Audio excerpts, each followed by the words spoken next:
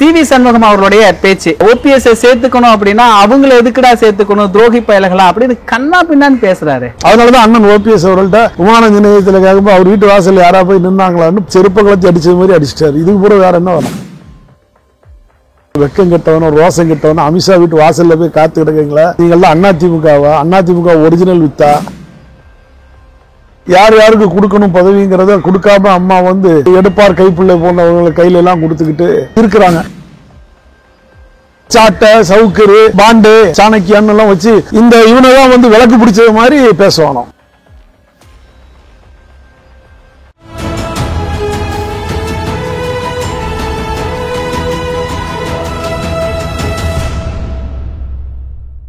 தமிழ் நிறம் நேயர்களுக்கு வணக்கம்.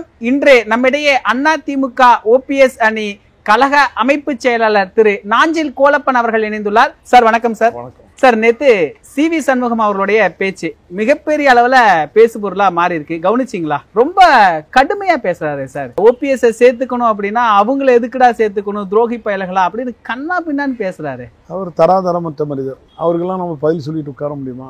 வடிவேல் மாதிரி ராத்திரி ஒன்று பேசுவார், காலையில் ஒன்று பேசுவார். 6 பேர் கூட போய் குழுல பேசுறதுக்கு அங்கே போவார். அமித்ஷா வீட்டில் போய் நின்னாரு. அமித்ஷா துரத்தி விட்டுட்டு எடப்பாடியை மட்டும் பார்த்தாப்புல. மானம் கெட்டவனும் வெக்கம் கெட்டவனும் ரோசம் கெட்டவனும் அமித்ஷா வீட்டு வாசல்ல போய் காத்து கிடக்கீங்களா? நீங்கள்லாம் அதிமுகவா? அதிமுக ஒரிஜினல் வித்தா? எங்களுக்கே சந்தேகமா இருக்கு. அமித்ஷா காலை பிடிக்க போய் அங்கே போய் காத்திருக்கீங்க, கூடால போறீங்க.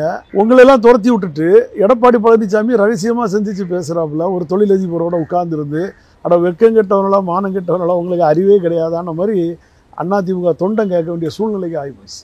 அதனால சி.வி. சண்முகம் பேசுறதெல்லாம் நம்ம கடந்து போயிடணும். ஏன்னா அவர்லாம் அவர்கிட்ட போய் ஒன்று கேட்கவும் இல்லை. அவங்க அப்பா வீட்டு கட்சியும் கிடையாது, இல்லை அவங்க அப்பாவுக்கு எழுதி கொடுத்த கட்சியும் கிடையாது. அவங்க அப்பா வழியா இவர் ஒரு வாரிசா அரசியலுக்குள்ள வரதுனால இவர் ஒன்றும் அடிமட்டத்தில் உழைச்சிட்டு ஒன்றும் மேலே வந்தவர் இல்லை. அவங்க அப்பாவும் இருந்தாரு, அவங்க அப்பா வழியா இவர் வந்தாரு. அதனால இவரெல்லாம் நம்ம புறந்தள்ளிட்டு போயிடணும். அதனாலதான் அண்ணன் ஓபிஎஸ் அவர்கள்ட்ட விமான நிலையத்தில் கேட்கும்போது அவர் வீட்டு வாசல் யாரா போய் நின்னாங்களான்னு பதிலடி கொடுத்துட்டு போயிட்டாரு. அந்த அடியே போதுன்னு நினைக்க அதுவே பெரிய செருப்ப கலத்தி அடிச்சது மாதிரி அடிச்சிட்டாரு. இதுக்கு கூட வேற என்ன வேணும்? அந்த 6 பேர் கொண்ட குழு சமீபத்துல செங்கோட்டையன் அவர்கள் கூட சொல்லியிருந்தாரு. அதுல சி.வி. சண்முகம் ஒரு ஆளு இந்த அதிமுக இணைப்பு பத்தி பேசி இருந்தவர். அவரே இன்னைக்கு இபிஎஸ் ஆதரவா இவ்வளவு கடுமையா பேசுறாரு. இப்ப இவங்களுக்கு என்னன்னா அமித்ஷா காலில் விழுந்தாச்சு. இப்ப நீங்க நேற்று அதுலயே நீங்க ஒரு விஷயம் பாத்தீங்கன்னா ஒரு வார்த்தை சொல்லுவாப்புல, யார சேரு சேரு சொல்லுங்க, நீ யாரியான்னு கேட்கிறாரு. யார்? அமித்ஷாவை கேட்காரா? நல்ல சூடு சொல்றேன் உள்ளவன், நல்ல ஒரு ஆண்மகனா இருந்தியா நீ ஓப்பனா பேசு. அமித்ஷா நீ யாரியா பாஜக கட்சிக்காரன் எல்லாரும் ஒன்றிணைங்க சொல்றீங்கன்னு அங்க எதுக்கு பொடி வச்சு பேசுற? எதுக்கியா பொடி வச்சு பேசுற? நீ நல்ல ஒரு ஆண்மகன் தானே, நல்ல ஒரு திறமா தானே பேசுற. மேடையில வாய்க்கிலேயே ஒருமையில பேசி எத்தனையோ பல முறை நீதிமன்றத்துல போய் குட்டு வாங்கிட்டு வந்தா நீ ஆண்மையா பேசு.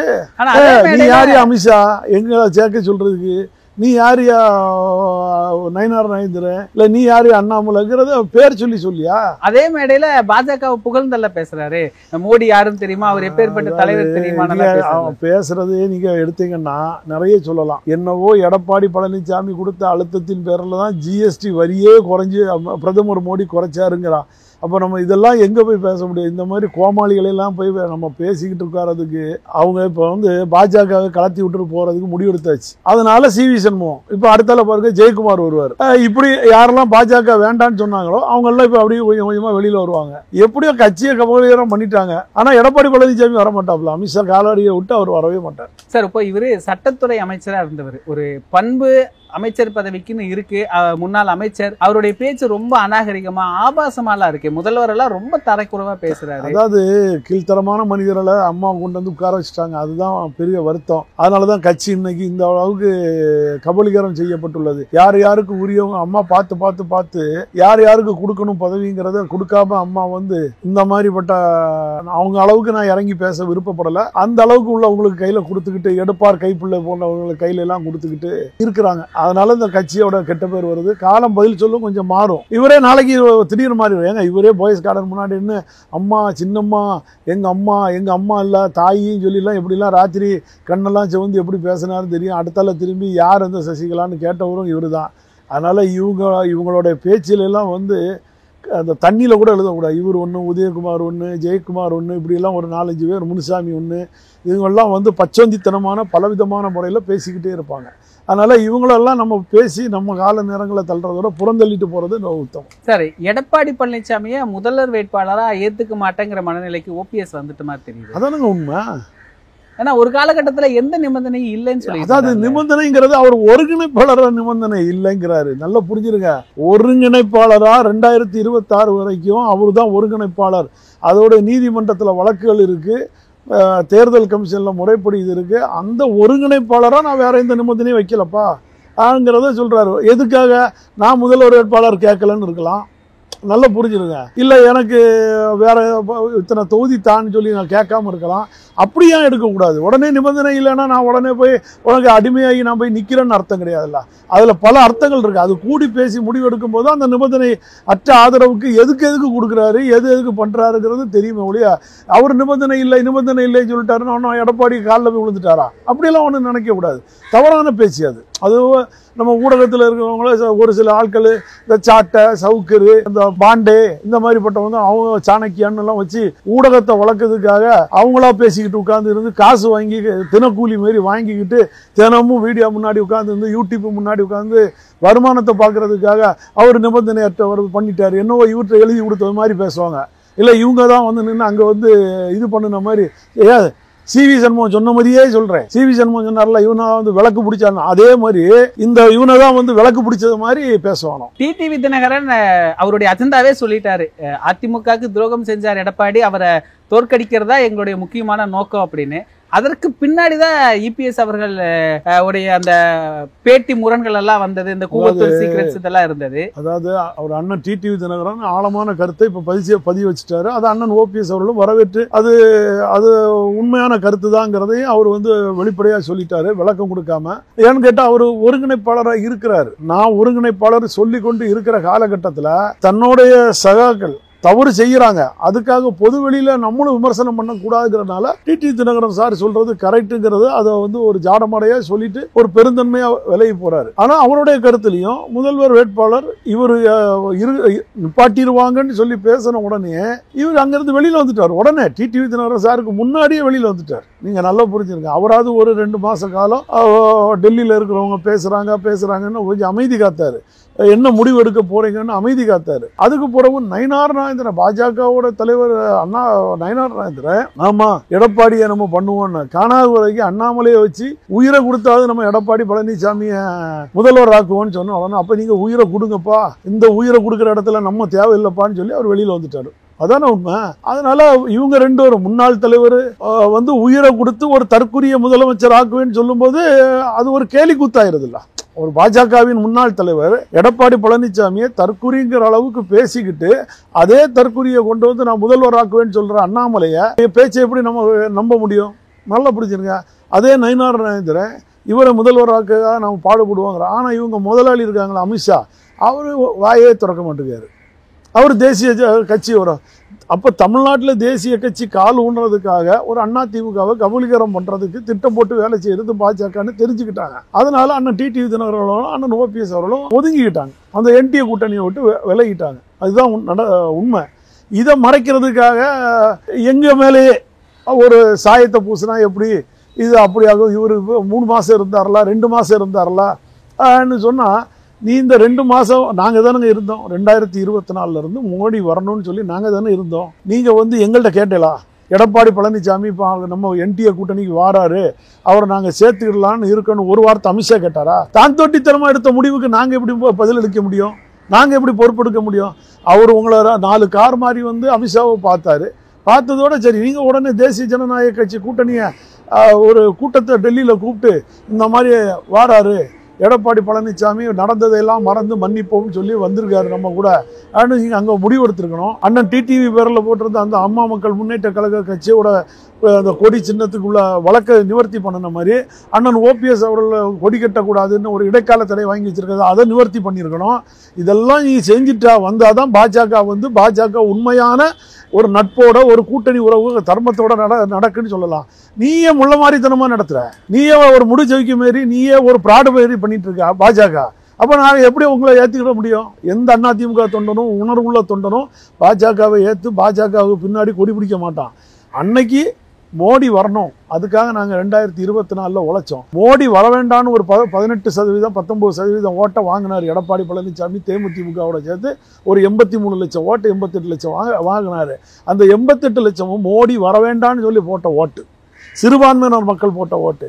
அப்போ நீ எப்படி அந்த ஓட்டையும் இங்க கிடைச்ச ஓட்டையும் நீ கூட்டுவ? சிறுபான்மையினர் மக்கள் ஓட்டை மோடி வேண்டான்னு போட்ட ஓட்டு. அந்த ஓட்டை நீ கூட்டிட்டு வந்து எடப்பாடியை வந்து நீ வந்து பொதுச் செயலாளர் கூட்டணிக்கு என்டிஏ தலைவர்னா ஒன்னை விட கேடுகட்ட ஒரு பாஜகவை நாங்க பார்த்ததே கிடையாது. அந்த பாஜக தமிழ்நாட்டில் ஆட்சிக்கு வரக்கூடாதுங்கிறதுல தீவிரமா இருக்கும். இந்த அதிமுக ஒன்றிணைப்பு அப்படிங்கிற பேச்சு, ஏன்னா இந்த அளவுக்கு எடப்பாடி பழனிசாமி ஒரு பக்கம் கடுமையா அசிங்கப்படுத்தி பேசினாரு, கேவலப்படுத்திட்டாரு. இன்னும் அந்த ஒருங்கிணைப்பு அப்படிங்கிறது சாத்தியப்படுமா? அந்த சார் ஒருங்கிணைப்புன்னு சாத்தியமா? ஒன்றும் வேண்டாம். அண்ணன் ஓபிஎஸ் ஒருங்கிணைப்பாளர் 2026 வரைக்கும் தேர்தல் கமிஷன் உங்ககிட்ட தான் இருக்கு. நீ நாளைக்கு அண்ணன் ஓபிஎஸ் அண்ணன் கையில் தேர்தல் கமிஷனை விசாரிக்க சொல்லி 2026 வரைக்கும் அண்ணன் ஓபிஎஸ் தான் வந்து ஒருங்கிணைப்பாளர்னு சொல்லு. கட்சி ஒருங்கிணைச்சிட்டு போகுது சார். நீங்க ஏன் சார் கும்பிடுறீங்க எடப்பாடி பழனிசாமி பின்னாடி? கொடியும் சின்னத்தையும் கையில விடு, ஒருங்கிணைதான் பாரு. அவ்வளோ பேரும் ஒருங்கிணைவான். எடப்பாடி எங்க இருக்காருன்னு காணாம போயிருவாப்புல. எடப்பாடி கூட இருக்க 4 பேரும் ஓட்டில் நிற்பானோ, அவரையும் அரவணைப்பார் அண்ணன் ஓபிஎஸ் அவர். இது தெரியாதா அமித்ஷாக்கு? இந்த விதியை மாற்றி சதி பண்ணனால தானே நாங்கள் போராடுறோம். நீ உண்மையான பெட்டி வச்சு அதிமுக தொண்டன்ட்ட ஓட்டு வாங்கிப்பாரு. உண்மையான உறுப்பினர் கார்டு, அம்மா காலத்தில் இருக்க உறுப்பினர் கார்டை பயன்படுத்தி நீ தேர்தல் வச்சு நடத்திப்பாரு. 80% தொண்டர் யாருக்கு ஆதரவு கொடுக்கான்னு பாரு. அப்போ நீ அதிமுக பொதுச் செயலாளர் சொல்லு. போறவாசல் வழியா வந்து நின்றுக்கிட்டு நான் தான் பொதுச் செயலாளர் சொன்னா யாரு சார் ஒன்று ஏற்றுடுவான்? ஆனா பாஜக ஒருங்கிணைப்பு பேசினா அந்த கிரவுண்ட் லெவலில் இருக்கிற தொண்டர்கள் ஒத்துக்க மாட்டாங்களா சார்? யாருமே ஏற்றுடுவாங்க சார். அண்ணன் செங்கோட்டையன் ஒரு 10 நாள் அவகாசம் கொடுத்தாரு. அவகாசம் முடிஞ்சோன்னா அண்ணன் செங்கோட்டையன் யாரை போய் பார்க்குறாரு? ஒன்று அண்ணன் ஓபிஎஸ் அண்ணனை பார்த்துருக்கணும், இல்லை திருமதி சசிகலாமாவை பார்த்துருக்கணும். ஒரு ஒருங்கிணைக்கணும்னா இல்லை அண்ணன் டிடிவி தினகரனை பார்த்துருக்கணும். இதுதானே உண்டு. நேராக ஃப்ளைட் ஏறி அமித்ஷா போய் பார்க்க போகிறாரு. எங்கள் முதலாளின்னு நல்ல முதலாளின்னு சொல்லிட்டு அங்கே போய் பார்த்தா எப்படி சார் அவரே நாங்கள் ஏற்றுக்கிடுவோம்? யார் சார் பாஜக? அதிமுகவை வந்து கபலீகரம் பண்ணுறதுக்கு வந்து அதிமுக இணைக்கிறேன் போகிறேன் நான் பார்க்குறேன்னு சொல்கிறதுக்கு பாஜக யார்? அவரே நோட்டாக்கு கீழே இருந்த கட்சி ஏதோ அண்ணாமலையால் இப்போ மோடி வரணும்னு சொல்லி ஒரு 10-15% ஓட்டை வாங்கினாங்க. அது நாங்கள்லாம் போட்ட ஓட்டம். அதிமுக தொண்டர்லாம் இந்த கட்சி ஒருங்கிணைஞ்சிடணும், எடப்பாடி பழனிசாமி படுதோல்வி அடைஞ்சாதான் நாளைக்கு கட்சி மீண்டும் இணையும், ஜே போலன்னு நினச்சி ரெட்டை இலை சின்னம் எங்கள் வாக்குச்சாவடியில் இருந்தும் நாங்கள் தாமரைக்கு குத்துனோம். இன்னைக்கு அதே ரெட்டை இலையை வச்சுக்கிட்டு நீ திரும்பி தாமரைக்கு போடுச்சுன்னா போடுவோமா? ரெட்டை இலைக்கும் போட மாட்டோம். நல்லா புரிஞ்சிருங்க. அதை தேர்தலே புறங்கணிச்சிருவோம். அதான் அதிமுக தொண்டை வேலை. நல்லா புரிஞ்சிருங்க. அதுக்காக ரெட்டை இலைக்கு போட்டு திரும்பி எடப்பாடி பழனிசாமியை வளர்த்து விட மாட்டாங்க. அந்த உண்மையான அதிமுக தொண்டை வேண்டாம்ப்பா, தேர்தலை புறங்கணிப்போம். ஆனால் திமுக ஈஸியாக வெளியில் வந்துட்டு போயிடுவான். நீ திமுகவை எதுக்குறேன்னு சும்மா வாயில தான் சொல்லி வடை சுட்டுட்டாலே நம்ம ஒழிய திமுக ஒரிஜினலாக நீங்கள் எதிர்த்துக்கிட முடியாது. ஆனா எடப்பாடி பழனிசாமி ஓபிஎஸ் வேண்டாம், டிடிவி வேண்டாம், நானே தனியா ஜெயிச்சிருவேங்கிற நிலைமைக்கு வந்துட்டார்ல சார். சார் அதுதான் நம்ம 234 தொகுதியில் 8 சட்டமன்ற தொகுதி தான் வெற்றி பெற்றார் 2024. இவர் முகத்தை பார்த்து ஓட்டு போட்டுருவாங்களா? களம் மாறி போச்சு சார். களத்தில் இன்னைக்கு நீங்கள் இல்லை, மக்கள் மத்தியில் நீங்கள் இல்லை. நல்லா புரிஞ்சுருங்க. மக்கள் மத்தியில் அகம்பாவம் முடித்தவர், ஆணவம் முடித்தவர், இந்த அதிமுக அழிக்க வந்தவர் எடப்பாடி பழனிசாமிங்கிறத ஒவ்வொரு தமிழ்நாட்டு மக்கள் இதயத்தில் பச்சை குத்துற மாதிரி குத்திட்டாங்க. இனி அழிக்க முடியாது. 2026 தேர்தல் எடப்பாடி பழனிசாமியை முன்னிலை நிறுத்தவோ எதை செஞ்சாலோ நடக்காது. அதிமுக ஒருங்கிணைஞ்சு இன்னொருத்தர் முதலமைச்சர் வேட்பாளரை அறிவிச்சா அதிமுக ஆட்சி பிடிக்குங்கிறது 100%. அதுல எந்த மாற்று கருத்து கிடையாது. ஆனா அதிமுக ஒருங்கிணைஞ்சாலும் எடப்பாடி பழனிசாமி தான் முதல்வர் சொன்னாலும் மக்கள் ஏற்றுக்கக்கூடிய மனப்பான்மையில இல்லை. ஆனா அவரு மெகா கூட்டணின்னு முதல்ல பேசினாரு, அப்புறம் திமுக கூட்டணி உடையும்னாரு. இப்பெல்லாம் கூட்டணி பத்தி எல்லாம் பேசுறது கிடையாது, ஒருங்கிணைப்பு பத்தி பேசுறது கிடையாது. அவர் ஒரே முடிவா மக்கள் சக்தி என்ன ஜெயிக்க வைக்குங்கிற நிலைமைக்கு போறாரு. 210 ஜெயிப்பேன்னு சொல்றாரு. ராத்திரி தூங்கும் போது சொப்பனத்துல 210 பாப்பாரு. நீங்க வேற திருப்பி சொல்றீங்க. அதாவது இவரை கொண்டது என்டிஏ கூட்டணிக்கு தலைவர் ஆக்குனாங்க.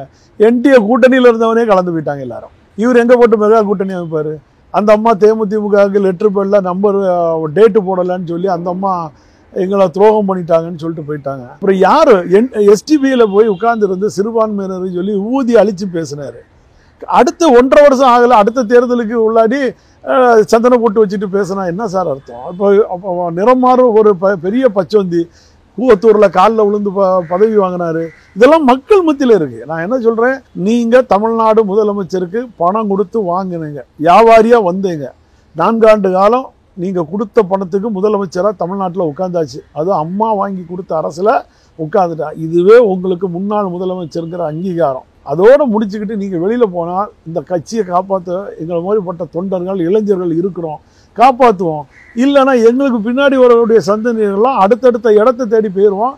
அதிமுக அதோவதியா நிக்க வச்சிரும். அதுக்கும் பழி சொல்லு அண்ணா எடப்பாடி பழனிசாமிக்கு தான் உருவாகும். செங்கோட்டையன் அவர்கள் நீங்க முன்னமே குறிப்பிட்டீங்க, ஏன்னா பெரிய அளவுல அதிமுக ஒருங்கிணைப்புக்கு உள்ள இருந்து ஒரு ஆள் குரல் கொடுக்கிறாருன்னு ஒரு நம்பிக்கை இருந்தது. ஓபிஎஸ் வரவேற்றாரு, நிறைய பேர் வரவேற்றாங்க. சசிகலா அவர்கள் அன்னைக்கு அறிக்கையெல்லாம் கொடுத்தாங்க. இன்னைக்கு அவரு பாஜகவோட ஒரு நிலையில தான் இருக்கிறாரு. கடைசியில பாஜக நம்பி போனவங்க நட்டாவத்துல தான் நிப்பாங்க நிலைமைக்கு இன்னைக்கு தனிமையில தான் இருக்கிறாரு. இந்த செங்கோட்டையன் அவர்களுடைய நிலை எப்படி பாக்குறீங்க? அதாவது அண்ணன் செங்கோட்டையன் ஒரு மூத்த அரசியல்வாதி, தலைவர் காலத்திலேயே நாங்க பார்த்தவங்க. அம்மா காலத்துல அவரை வந்து ஹைலைட் படுத்தி வச்சிருந்தாங்க. அவருடைய அளப்பரிய அவர் ஏன் இன்னும் ஒரே நிலைமையில இருக்கிறாருன்னா இந்த மாதிரிப்பட்ட மனநிலையில.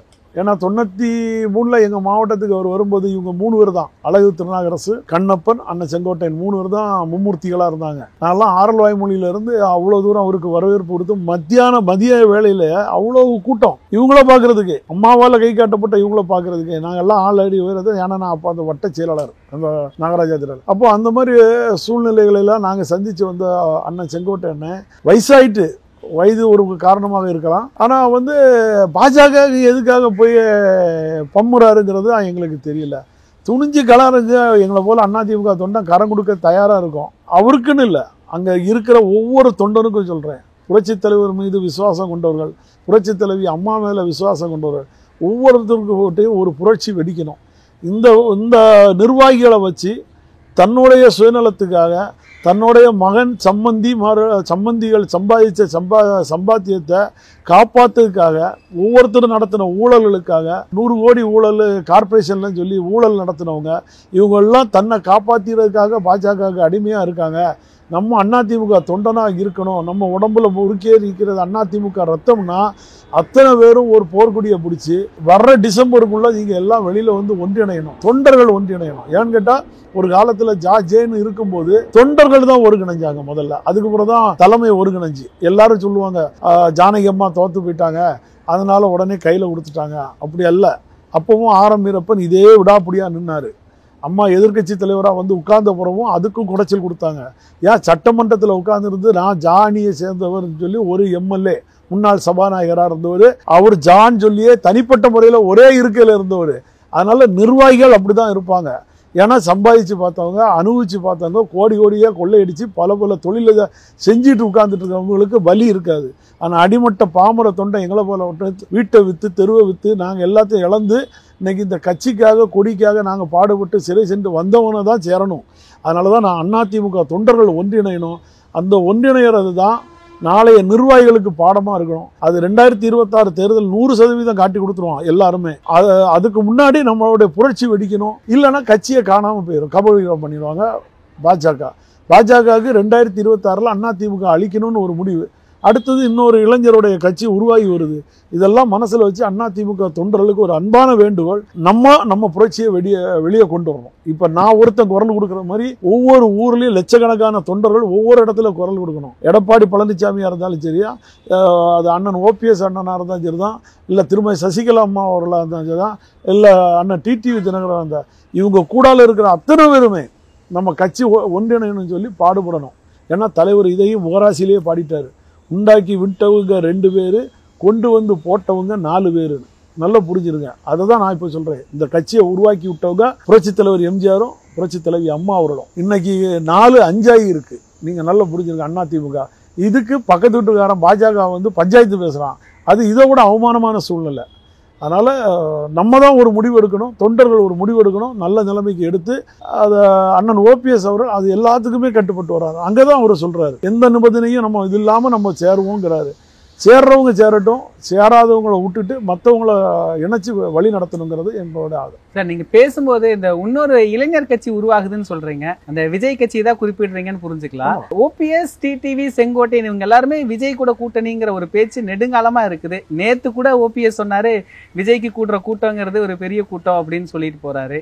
உண்மையா வாய்ப்பு இருக்கா? இல்ல, உண்மையே சொன்னார். அதாவது உண்மையான கூட்டம். நான் என்ன சொல்றேன், எடப்பாடி பழனிசாமி 10க்கு 10 ஒரு ஃபிளக்ஸ் வச்சு 10க்கு 10 ஒரு இடத்துல பஸ்ஸை கொண்டு வந்து நிப்பாட்டி விட்டு முச்சந்தி ரோட்ல பஸ்ஸை கொண்டு வந்து விட்டுட்டு ஆட்களை 300 ரூபாய்க்கு ஆளை பிடிச்சி கொண்டு வந்து விட்டு கூட்டத்தை காட்டுறாரு. ஏன்னு கேட்டால் அந்த கூட்டம் அப்படி இருக்கும், மழை பெஞ்சா போயிடும். இதே அவரு தாவேகா தலைவர் விஜய் ஒரு கூட்டத்தை கூட்டும் போது முந்த நாள் ராத்திரியே வந்து குழந்தை குட்டிகளோட வந்து படுத்து கிடக்கான் சார். அடுத்த நாளைக்கு அவன் ஏறுறான், அது டிரான்ஸ்ஃபார்ம்னு தெரியுது, இங்க போனா நமக்கு கரண்ட் அடிக்கும், அதுல ஏறுறான். ஒரு தலைவனை பார்க்க வெறி கொண்டு நாங்க அந்த காலத்துல எம்ஜிஆரை பார்க்க இப்படிலாம் ஏறி இருக்கோம், இப்படிலாம் மரத்துக்கு மேல தொங்கி இருக்கோம். தலைவருக்காக ஒரு நாள் ஃபுல்லாவே வந்து ஒரு நாகராஜா திடல்ல படுத்தே கிடந்திருக்கோம். அடுத்த நாள் மத்தியானம் தான் வந்திருக்காரு. இதெல்லாம் நாங்க சின்ன வயசுல பார்த்தது, அதை செஞ்சது. இதெல்லாம் வந்து இன்னைக்கு அவருக்கு ஒரு இளைஞர்கள் சப்போர்ட் வந்து ஏறுறான். காசு கொடுத்து கூட்டிட்டு வந்தா எவனும் டிரான்ஸ்ஃபார்மரில் ஏற மாட்டான், எவனும் இந்த மதிலில் ஏறினா உடஞ்சி விழுந்துருன்னு ஏற மாட்டான். ஏன்னா அவன் 300 ரூபா காசுக்கு வந்துருவேன். அங்கேதான் எடப்பாடி பழனிசாமி சுற்றி அது வந்து அதாவது என்ன சொல்லுவாங்க, அலை அடிக்காத கடலாக இருக்கும். பணம் கொடுத்தது இங்கே அலை அடிக்கும், சலசலப்போடு கிடக்கும். ஏன்னு கேட்டால் இங்கே மக்கள் வந்து அவருக்கு ஒரு ஆரவாரம் இருக்குது. பின்னாடி போகிறாப்புல ஒரு வண்டி வாகனத்தை உடலுக்கு கூட அவருக்கு கிராஸ் பண்ணதுக்கு 3 மணி நேரம் 4 மணி நேரம். இது எம்ஜிஆருக்கு நடந்திருக்கு சார். இன்னைக்கு மீடியாவில் காட்டிடுறாங்க, அன்னைக்கு எம்ஜிஆருக்கு காட்ட முடியாது. எம்ஜிஆர் எத்தனை இடத்துல இறங்கி இறங்கி இறங்கி இறங்கி நின்று பார்த்து நடு சாமத்திலாம் ஒரு மக்களை போய் சந்திச்சு பார்த்து பேசிட்டு வந்திருக்காரு. இன்னைக்கு தான் தேர்தல் ஆணையம் 10 மணி வரைக்கும் போட்டிருப்பாங்க. அன்னைக்கு விடிய விடிய பிரச்சாரம் பண்ணலாம். நல்லா புரிஞ்சுருங்க, ராத்திரி 2 மணிக்கு 3 மணிக்கெல்லாம் போய் பிரச்சாரம் பண்ணி பேசி மக்களை பார்த்து அந்தந்த ஊரில் கிராமங்களில் ஓட்டு வாங்கின காலங்கள் உண்டு. அதனால இன்னைக்கு அவரால் சில இடங்களுக்கு போக முடியல, திணறாரு. நாகப்பட்டினத்தில் பார்த்தா அங்கே கூட்டம், அவர் போகிற இடத்துல எல்லாம் மக்கள் எல்லாம் இளைஞர்கள் கூட்டம் வருது. நீங்கள் பார்த்தீங்கன்னா 18 வயசுலேருந்து ஒரு 40 வயசு 35-40 வயசு வரைக்கும் உள்ளவங்க ஃபுல்லாக அங்கே போகிறோம். அதெல்லாம் ஓட்டு வங்கி. இன்னைக்கு அந்த நடிகர் விஜய் வெளியில் இறங்காமலே ஒரு 15% ஓட்டை தன்னை தக்க வச்சுக்கிட்டார். நீங்கள் 19% ஓட்டை சிறுபான்மையினர் ஓட்டை ஆட்டையை போட்டு வச்சுருக்கீங்க. நல்லா புரிஞ்சுருங்க எடப்பாடி பழனிசாமி. நாங்கள்லாம் சேர்ந்து பாஜகவுக்கு ஒரு 19% ஓட்டை வாங்கி கொடுத்து ஒரு லிஃப்ட் பண்ணி விட்டோம். அந்த தப்பு தான் நாங்கள் செஞ்ச தப்புன்னு நாங்கள் நினைக்கிறோம். 2024 நாங்கள் செஞ்ச தப்பு அதுதான். நல்லா புரிஞ்சுருங்க. அண்ணன் ஓபிஎஸ் அவர்கள் இடத்துல 3.5 லட்சம் ஓட்டு வாங்கினார். அதே ராமநாதபுரத்தில் இன்னைக்கு இருக்கிற முன்னாள் அதாவது பாஜக தலைவர் 1.5 லட்சம் ஓட்டு தான் வாங்கினார் ராமநாதபுரத்தில். நல்லா புரிஞ்சுருங்க. அப்போ அதை விட இவர் டபுளா வாங்கியிருக்காரா? அப்போ யாருக்கு செல்வாக்கு இருக்கு? நல்லா புரிஞ்சுருங்க. அதனால பாஜக வந்து என்ன ஆட்டம் போட்டாலும் நடக்காது. நடிகர் விஜயோட அரசியல் பயணம் இன்னும் போக போக போக போக இங்கே களம் ஃப்ரீயாக இருக்குது. நீங்கள் களத்தில் நின்று அவர் வந்து விளையாட ஆரம்பிச்சிட்டார். அதுக்கு என்னன்னா களம் ஃப்ரீயாக இருக்குது. திமுக மட்டும்தான் இருக்குது. அண்ணா திமுக 4 பிரிவு 5 பிரிவு. அண்ணா திமுக 2 பிரிவு இருந்தாலே உங்களுக்கு திமுக ஆட்சிக்கு வந்தது தான் வரலாறு. இங்கே அண்ணா திமுக 4 பிரிவாக இருக்கும்போது விஜய் இறங்கி அடித்து விளையாடுறதுக்கு ஆள் இல்லை. அதனால தான் நீங்கள் பாருங்களா, களத்துல திமுகவும் தாவேகாவும் தான், அண்ணா திமுக இல்லைங்கிற சொல்ற ரேஞ்சுக்கு உள்ள வந்துட்டோம்ல. அது யாருக்கு அசிங்கம், யாருக்கு அவமானம்? எங்களை பத்தி விஜய் பேசலன்னு மார்த்தட்டிக்கிடலா, உங்களை ஒரு ஆளாவே நினைக்கலங்கிறத புறந்தள்ளிட்டு போறாப்புல நீங்க புரிஞ்சுருங்க. அப்ப கூட்டணிக்கு வாய்ப்பு இருக்குன்னு எடுத்துக்கலாமா சார்? அது அண்ணன் ஓபிஎஸ் அவர்கள் அந்த காலகட்டத்தில் டிசம்பர் வரைக்கும் பார்ப்பாங்க. பார்த்துக்கிட்டு அந்த வாய்ப்புகள் நல்ல வாய்ப்புகளாக அமைஞ்சா தொண்டர்களுடைய எண்ணங்களும் எண்ண ஓட்டங்களும் அதுதான் அந்த முடிவு எடுப்பார். எடுக்கிறதுனால தப்பு இல்லையா? அதில் ஒன்றும் தவறு இல்லைங்கிறது என்னோட கணக்கு. ஏன்னா இன்னைக்கு மக்களும் இளைஞர்களும் யாரை விரும்புகிறாங்களோ அவங்கள ஏற்றுவிடுவாங்க. இவங்க எல்லாமே அந்த ஒரு நம்பகத்தன்மையற்ற ஆட்களாகிருந்தாங்க. அதனால அண்ணன் ஓபிஎஸ் அவர்கள் அந்த வழியை எடுப்பாங்க. அண்ணன் டிடிவி தினகரன் அந்த வழியை ஃபாலோ பண்ணுறக்கூடிய கட்டாயத்திற்கு ஆவார். ஏன்னா பாஜகவை இனிமேல் நம்பியெல்லாம் களத்தில் நம்ம நிற்க முடியாது. ஏன்னா பாஜக நம்பி என்டிஏ கூட்டணி, என்டிஏ ஆட்சி அமையும், தேசிய ஜனநாயக கூட்டணி. தமிழ்நாட்டில் தேசிய ஜனநாயக கூட்டணி எங்கே சார் இருக்குது? கன்னியாகுமரியிலே ஒரு தொகுதி பாஜக இவ்வளவு செல்வாக்கு இருந்து கன்னியாகுமரியிலே ஜெயிக்க முடியாது. அதிமுக கூட கூட்டணி வச்சாதான் ஜெயிக்க முடியும். இல்லைனா நீங்கள் பாஜக தனிச்சுன்னு எங்கே ஜெயிக்க முடியுது சொல்லுங்க பார்ப்போம். பண்ண முடியாது. அதிமுக வேணும், இல்லைனா திமுக வேணும் பாஜகவுக்கு. இல்லைன்னா தமிழ்நாட்டில் அவங்களால செல்ஃப் எடுக்க முடியாது. இப்போ விஜய் பொறுத்த வரைக்கும் பாஜக ஏற்றுக்கிட மனநிலை இல்லை, திமுக ஏற்றுக்கிடாது. அப்போ பாஜக கிடைச்ச ஒரே அடிமை சாசனத்தை எழுதி கொடுத்தவர் நம்ம அண்ணன் எடப்பாடி பழனிசாமி. அண்ணன் கூப்பிட்டோன்னா ஓடி போய் காலில் விழுந்துருவார். அதனால பாஜக அதை நம்பிதான் செயல்படுத்துவாங்க. விஜயோடைய கூட்டணிகள் பலப்படும். நிகழ்கால அரசியல் குறித்து பல தகவல்களை பகிர்ந்து கொண்டதுக்கு நன்றி சார்.